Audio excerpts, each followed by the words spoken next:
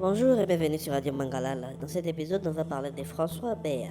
Eh bien, François Béa Kassonga est une figure centrale et énigmatique de la scène politique et sécuritaire en RDC, surnommé Monsieur Sécurité ou Fantôme ou Fantomas, Maître Espion ou encore Special One. Par le président Félix Tshisekedi, il a servi sous 4 présidents successifs, Mobutu Sese Seko, Laurent Désiré Kabila, Joseph Kabila et Félix Tshisekedi. Né vers 1955 en RDC, Béa a construit une carrière impressionnante dans les services de renseignement, marquée par une discrétion absolue, une adaptabilité remarquable et un vaste réseau d'influence nationale et internationale. Sa longévité au cœur du pouvoir, malgré les changements de régime souvent violents, en fait un symbole de résilience dans un contexte politique volatile. Cependant, son arrestation en 2022 et son acquittement en 2025 ont relevé les tensions internes au sein du régime Tshisekedi, soulignant l'élite du pouvoir et les purges potentielles. Les informations sur l'enfance de François Béa Kassonga restent limitées, en accord avec son profil d'homme d'ombre. Né autour de 1955 en RDC, il n'y a pas de détails publics précis sur sa province d'origine ou son environnement familial. Sa carrière dans les services de renseignement commence sous le régime de Mobutu, où il est recruté par Seyti Yale, conseiller en sécurité du président. Béa intègre alors les centrales nationales de documentation, précurseur de l'Agence nationale de renseignement. Il reçoit une formation spécialisée en renseignement en Israël, ce qui lui permet d'acquérir des compétences avancées en intelligence et en sécurité. Cette période formative lui ouvre des portes internationales. Il développe des liens étroits avec les services de renseignement américains et français, ainsi qu'avec ceux du Congo-Brazzaville, du Gabon, d'Angola. Ces connexions internationales deviendront un atout majeur tout au long de sa carrière.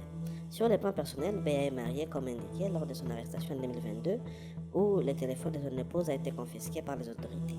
Aucune information publique n'existe sur ses enfants ou sa famille élargie, renforçant son image d'individu prudent et discret.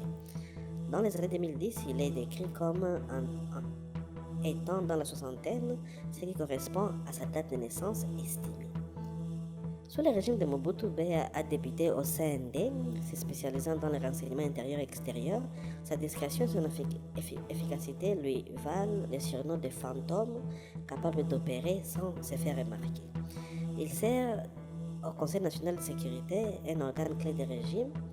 Durant cette ère de répression et de corruption, Béa survit aux purges internes et aux instabilités, démontrant une adaptabilité qui les distinguera par la suite. Il tisse des relations avec des figures centrales du régime, tout en établissant des contacts internationaux durables, y compris avec des services étrangers. Après la chute de Mobutu de 1997, lors de la première guerre du Congo, Béa s'intègre au nouveau régime de Laurent Désiré Kabila et il continue son travail dans les structures de renseignement, adaptant ses compétences au contexte de guerre et de reconstruction post-conflit. Bien que les détails spécifiques sur le rôle sous Laurent Désiré Kabila soient rares, il maintient sa position dans l'appareil sécuritaire, évitant les pièges des transitions violentes. Cette période renforce son réseau régional sur les liens vers les leaders comme Yoweri Museveni, Paul Kagame et Faustin Archange Touadéra.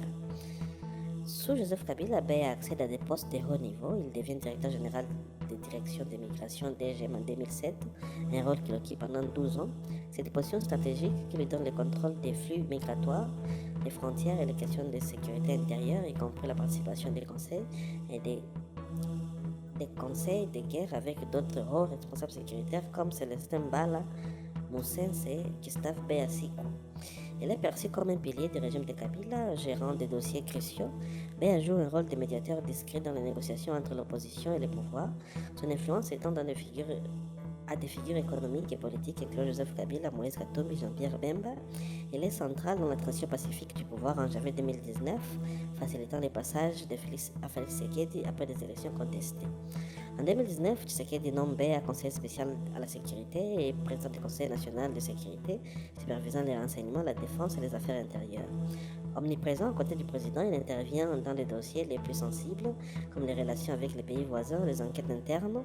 Son réseau lui permet des réunions régulières avec Museveni, Kagame et Touadéra, décrit comme essentiel et omnipotent dans les décisions politiques et sécuritaires de Tshisekedi. Il est omniprésent dans les apparitions publiques et du président. Cependant, cette influence suscite de jalousie au sein de l'entourage présidentiel, particulièrement autour de la première dame Denise Nyekero. Le 5 février 2022, Beya est arrêté par l'ANR sur ordre de Tshisekedi, soupçonné de complot contre la sécurité de l'État et de tentative d'assassinat. Les autorités citent des indications sérieuses, mais les détails restent flous.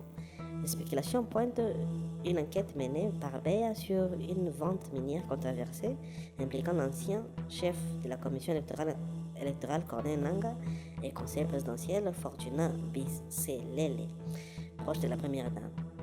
Le collectif Free François Beya Kasonga dénonce des preuves fabriquées pour motifs personnels ou politiques.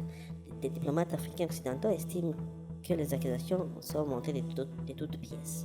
Les procès s'ouvrent le 3 juin 2022 devant la haute cour militaire à huis clos avec une couverture médiatique restreinte.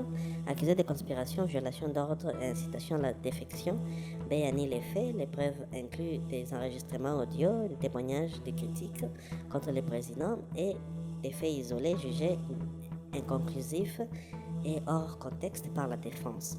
Des personnalités comme Marie-Thérèse Nandou et Claudel Lubaya critiquent les dossiers comme faibles et obscurs. Le 21 août 2025, après 3 ans de détention, Beya est acquitté. Les juges estiment qu'il est victime d'un complot plutôt qu'instigateur. L'affaire soulève des craintes d'un retour à un état policier et met la lumière sur l'utilisation de la justice militaire contre les civils. Depuis son acquittement en 2025, le statut de Beya reste incertain, mais son cas continue d'être évoqué dans des analyses et des risques politiques en RDC. En mars 2026, des articles les citent comme un exemple de purge illégale et établissant un précédent où la proximité au pouvoir n'offre aucune protection. Les collectifs Free François Beya persistent, confondés par des figures critiques du régime. Aucune information publique n'indique un retour au pouvoir, mais son expérience et son réseau pourraient les repositionner. Beya incarne la navigation dans la politique congolaise compétitive avec un héritage controversé salué pour sa contribution à la stabilité et aux transitions, mais critiqué pour son opacité et ses liens avec les anciens régimes. Son arrestation illustre les tensions internes, les purges et l'utilisation de la justice comme outil politique sous Tshisekedi. Eh bien, mesdames et messieurs, c'est tout pour cet épisode réservé à François Beya. Pour la suite, restez connectés sur la radio Mangalala et à la